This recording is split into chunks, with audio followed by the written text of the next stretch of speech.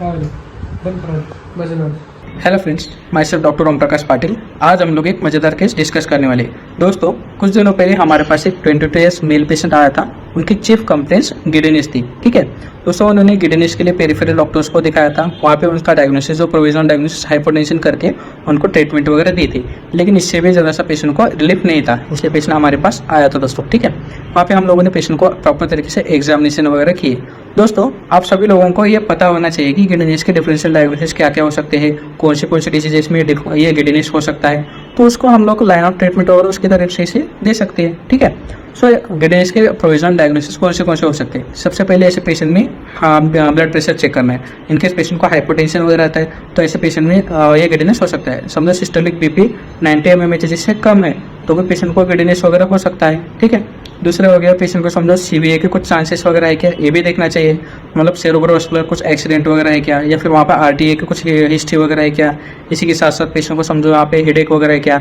ये सीवीए रिलेटेड सब पॉइंट्स वहाँ पे रूल आउट करने चाहिए दोस्तों। ठीक है, ऐसे सीवीए के पेशेंट में भी ये गिडनेस हो सकता है। ठीक है, तीसरा पॉइंट लेते हैं, वहाँ पे पेशेंट को सर्वाइकल स्पॉन्डिलोसिस के कुछ चांसेस वगैरह है क्या, ये भी देखना चाहिए। वहाँ पे नेक पेन वगैरह है क्या, वहाँ पे जरा सा पेशेंट को एग्जामिनेशन उसके तरीके से भी करके लेना चाहिए, क्योंकि सर्वाइकल स्पॉन्डिलोसिस में भी ये गिडनेस वगैरह हो सकता है। ठीक है, सबसे आखिरी पॉइंट आता है कि पेशेंट को समझो ईयर एग्जामिनेशन भी हम लोगों का ऐसे पेशेंट में करना चाहिए दोस्तों। हड़बड़ी में पेशेंट को एग्जामिनेशन बिना हम लोग बिना ईयर एग्जामिनेशन वगैरह किए छोड़ देते हैं, तो ऐसे केसेस में वगैरह जरा सा हम लोगों को जरा सा रिजल्ट नहीं मिलता। ठीक है, समझे आखिरी में जो वर्टिगो ड्यू टू लैब्रिन्थिटिस वगैरह हुआ तो भी पेशेंट को गिडनेस आ सकता है। जो हमारा इंटरनल लेयर का जो लैब्रिन्थिस है ना, उसमें भी इन्फेक्शन वगैरह हुआ तो ऐसे केसेस में भी जरा सा हम लोगों को वर्टिगो ड्यू टू लैब्रिन्थिटिस वगैरह ऐसे में मिल जाता है दोस्तों। ठीक है, तो हम लोगों ने इस पेशेंट का प्रॉपर तरीके से एग्जामिनेशन वगैरह किया और आखिरी में पेशेंट को एयर एग्जामिनेशन भी किया दोस्तों। ठीक है, एयर एग्जामिनेशन में आप हम लोग ओटोस्कोप के हिसाब से, ओटोस्कोप हम लोगों ने कैमरा का ओटोस्कोप अच्छी तरह से हमारे ओपीडी में होना चाहिए।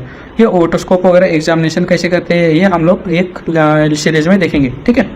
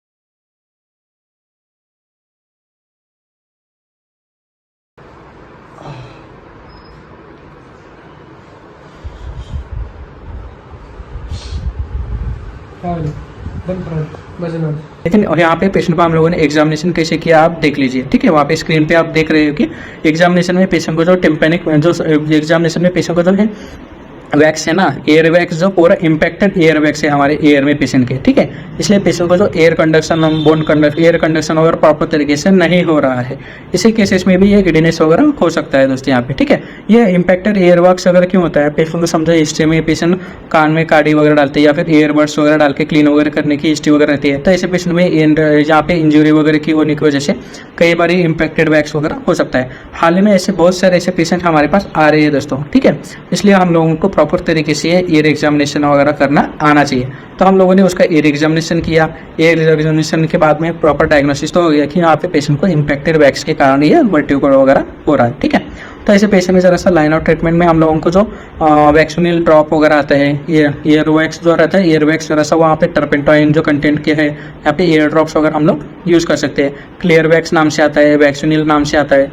ये जरा सा ड्रॉप है ना, पेशेंट को 7-8 बार पेशेंट को कान में एयर ड्रॉप वो एक थीम डालना रहता है। इससे क्या होता है दोस्तों, यहाँ पे जो स्टिकी जो वैक्स रहता है, स्टिकी वैक्स एकदम पतला होता है, वो वहाँ पे वैक्स को वगैरह जैसा धीरे धीरे वहाँ पे निकल जाता है दोस्तों। ठीक है, और बाद में पेशेंट को 4 दिनों में पेशेंट को बुला के वहाँ पे एयर वैक्स प्रॉपर तरीके से वहाँ पे इंस्ट्रूमेंट से यहाँ पे हम लोग ओटोस्कोप से भी निकाल सकते हैं, और दूसरे जो इंस्ट्रूमेंट्स वगैरह आते हैं, क्रोकोडाइल फोर्सेप्स वगैरह आते हैं, क्रोकोडाइल फोर्सेप्स से भी हम लोग यहाँ पे एयर वैक्स वगैरह निकाल सकते हैं। ठीक है, ये वैक्सीनेट और एयर ड्रॉप वगैरह डालने के बाद पेशेंट का वैक्स एकदम पतला हो जाता है, वहाँ पे इजीली वहाँ से निकल सकता है और वहाँ पे पेशेंट को मेडुलरी इंजरी वगैरह नहीं होती। ठीक है, सो ऐसे पेशेंट में ज़रा सा हम लोगों को सिम्टोमेटिक कुछ दिनों के लिए बीटा एस्टिन वगैरह टैबलेट जो है वर्टिन के टैबलेट वगैरह हम लोग इस पेशेंट को ऐसे पेशेंट में दे सकते हैं। ये ज़रा सा प्रोफिलैक्सिस की तौर पे ज़रा सा हम लोगों को ग्राम पॉजिटिव एंटीबायोटिक भी देना चाहिए, क्योंकि वहाँ पे मिडलर इंजरी वगैरह होने की वजह से पेशेंट को क्या होता है कई बार इन्फेक्शन वगैरह चांसेस हो सकते हैं। तो ऐसे पेशेंट में ज़रा सा कुछ एंटीबायोटिक का कोर्स भी देना है हम लोगों को।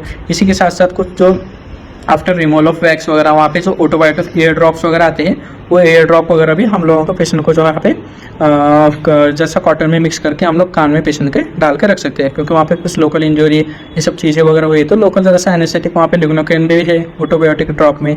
तो ऐसे केसेस में हम लोग ज़रा से यहाँ पे ऐसी चीज़ें वगैरह यूज़ करके और ट्रीटमेंट कर सकते हैं, और पेशेंट को अच्छी तरह से पेशेंट 7 दिनों में रिलीफ भी आ गया गिडनेस से। ठीक है, सो ऐसे केसेस में हम लोगों को ज़रा सा प्रॉपर एग्जामिनेशन पे ज़रा सा फोकस करना चाहिए कि गिडनेस कौन से केसेस में हो सकता है। ये सब चीज़ें आप लोगों को पता हुआ तो हम लोग प्रॉपर तरीके से उसका ट्रीटमेंट वगैरह कर सकते हैं दोस्तों।